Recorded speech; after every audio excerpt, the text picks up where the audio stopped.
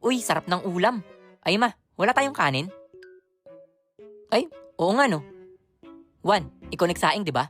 Opo, opo. Sige na, kumuha ka na ng kanin dun para makakain na.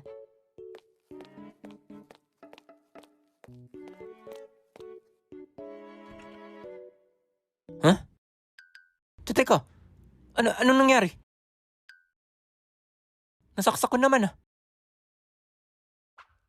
Napindot ko rin pababa.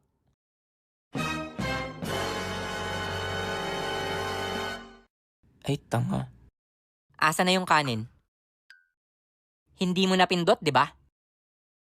I'm in danger! Pero yung cellphone na yan, paano yung pindot mo? Pindot ka ng pindot yan, hindi ka na natapos dyan. Pero yung rice cooker, pipindutin mo lang, hindi mo mapapipindot. Ang galing-galing mo talaga. Paano tayo kakain ngayon, ha? Anong kakainin mo yan? Yung beres na yan, yung may tubig yan? Sige nga, kainin mo yan. Munting paalala galing sa pogi niyong kuya.